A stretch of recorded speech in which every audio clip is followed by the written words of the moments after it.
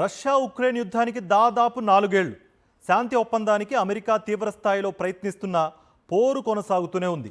సుదీర్ఘ సంఘర్షణలో క్రమంగా ఉక్రెయిన్ భూభాగాలపై పట్టు సాధిస్తున్నాయి మాస్కో సేనలు. అటు జెలెన్స్కీ కూడా వెనక్కి తగ్గడం లేదు. పశ్చిమ దేశాల ఆర్థిక సైనిక మద్దతుతో రష్యాను ఢీకొడుతున్నారు. అసలు రష్యా ఉక్రెయిన్ యుద్ధానికి ముగింపు ఉందా? పుతిన్ ఏమంటున్నారు? రష్యా అధ్యక్షుడి తాజా ప్రకటన కీవ్కు హెచ్చరికేనా? ఉక్రెయిన్పై సంచలన ప్రకటన చేశారు రష్యా అధ్యక్షుడు వ్లాదిమిర్ పుతిన్.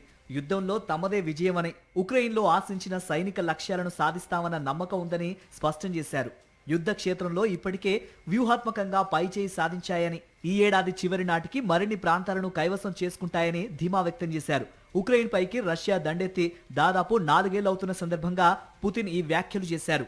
వార్షిక మీడియా సమావేశంలో పుతిన్ మాట్లాడారు. దేశవ్యాప్తంగా ప్రజల నుంచి వచ్చిన ఫోన్ కాల్స్ కు లైవ్ లో సమాధానాలిచ్చారు. మాస్కో బలగాలు యుద్ధ క్షేత్రం అంతటా ముందుకు వెళ్తున్నాయని, మొత్తం మీద శత్రువు వెనక్కి మరలుతున్నాడని పేర్కొన్నారు. ఈ సంక్షోభానికి మూల కారణాలను పరిష్కరించేందుకు శాంతియుతమైన ఒప్పందం కోసం రష్యా సిద్ధంగా ఉందన్నారు పుతిన్. అదే సమయంలో ఐరోపా దేశాలపై మండిపడ్డారు. స్తంభింపజేసిన రష్యా ఆస్తుల్ని విక్రయించి ఆ సొమ్మును ఉక్రెయిన్కు సాయంగా ఇవ్వాలన్న ప్రతిపాదనని తప్పుబట్టారు.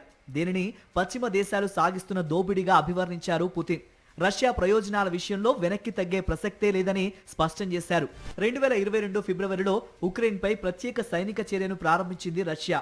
నాటో దేశాల ఆర్థిక సైనిక మద్దతుతో తొలి రోజుల్లో రష్యన్ బలగాలను ఉక్రెయిన్ ఆర్మీ గట్టిగానే ఎదుర్కొంది.